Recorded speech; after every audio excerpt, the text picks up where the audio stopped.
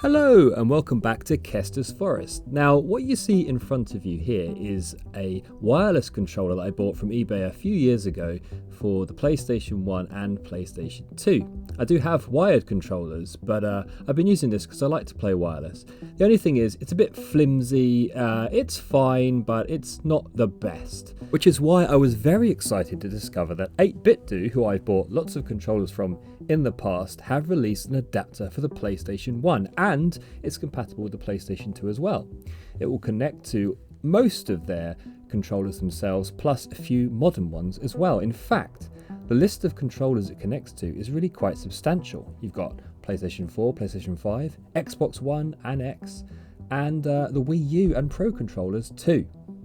So here it is in its little box. It's just a small adapter, and you can see on the back there exactly which controllers it's compatible with, which as you can see is quite a few. And you can see system-wise it's compatible with the PlayStation 1, PlayStation 2 and Windows.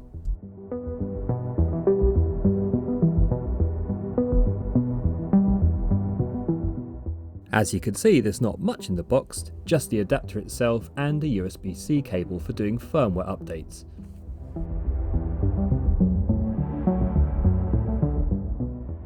Colour-wise, it's a pretty good match for the original plug on the PlayStation 1 controller, and as you can see it fits nicely there, and that's about it. Now just in case there were any day one patches, I thought I'd better run the firmware updater and make sure there weren't any additional updates, and although it can detect the adapter, it doesn't appear on the list, so I'm assuming the answer there is no. And here are all the controllers I'm going to test today. The first three are actual 8BitDo controllers. There's the SF30 Pro, and this is an actual Super Famicom controller with the mod kit inside it. So it might be quite fun, I think, to use a Super Nintendo controller on a PlayStation. And this arcade stick doesn't get nearly enough use from me, but it's an 8BitDo product, and I'm going to see if arcade games on the PlayStation work well with it. I'm really hoping they do. You may recall from a previous video that I did a reshell of this PS4 controller, so we'll give that a whirl, and a PlayStation 5 controller, a DualSense. This should be fun. Another previous guest on Kester's Forest, this Xbox One controller which I refurbished, and I really enjoy using actually, it's very comfortable. And last but not least, one of my favourite controllers of all time is the Switch Pro controller, and this is the recently released Zelda version, which is absolutely glorious.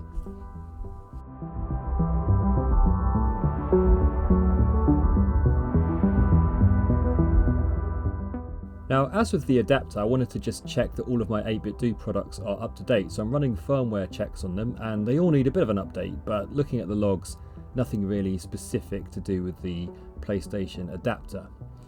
I also thought it might be worth saying at this point I'm a little disappointed and really hope in future they do update this to be compatible with the PlayStation 3 controller, the DualShock 3, because that's so similar to the PlayStation 1 and PlayStation 2 in design that it would be quite an authentic experience if we could in fact use it.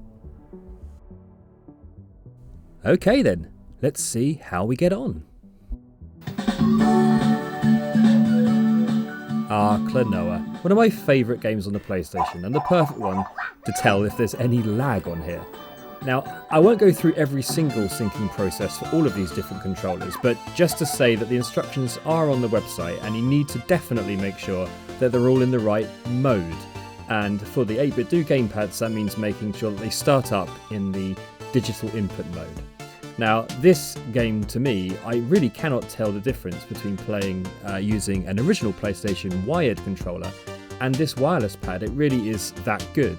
Now, I'm sure there are other people out there that would disagree with me, and that's obviously absolutely fine, but to me this is perfectly acceptable and it's not ruining my enjoyment of this game one bit. Now, I've used 8BitDo products for a while now, and I have in fact got a Super Nintendo adapter as well, and I found exactly the same thing there, so I'm not really that surprised.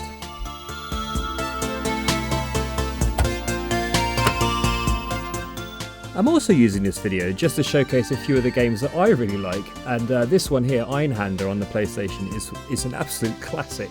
It's a shooter, but it's got a kind of 3D, 2D, 2.5D look, I guess is how you would describe it, and some absolutely mad music.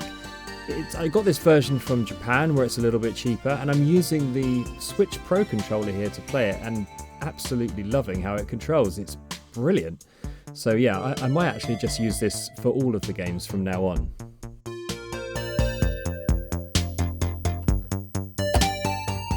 Of course, it's not PlayStation without Crash Bandicoot, and here is Crash Bandicoot 2, which is my favourite of the trilogy, using a Super Nintendo controller. So it's almost like you're reversing the whole Sony, PlayStation, Nintendo thing. Now, I got this on the Switch recently in the trilogy and I actually found it really hard to play. I think they did something to the collision detection box, but using this controller here on the PlayStation is just like it used to be, absolutely precise. I'm not having any issues at all and not, diving to my death every 5 seconds like I did on the Switch.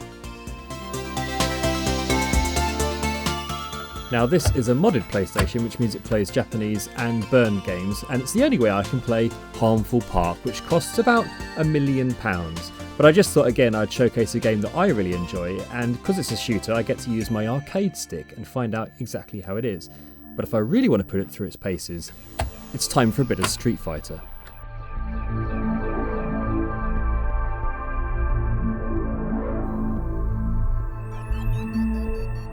Now I'm not absolutely amazing at Street Fighter, I don't pretend to be, but it's very obvious straight away when you get lag playing a game like this, and I really can't detect any. I managed to beat Guy here using E-Honda, using my 1000 hand slap, which means, it's pretty responsive and I'm able to jump around and have a good time.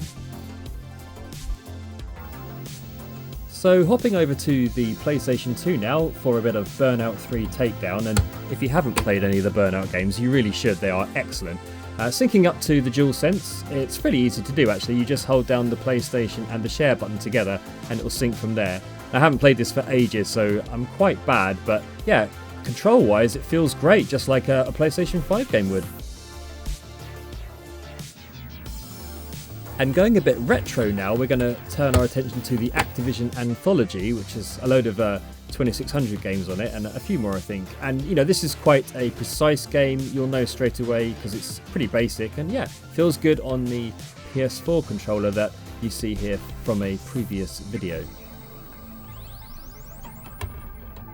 And just to finish off again, another game that I absolutely love and I thought I might just showcase is Neo Contra, which again I got from Japan because it was a lot cheaper, and this game is really good and doesn't get nearly enough screen time I don't think.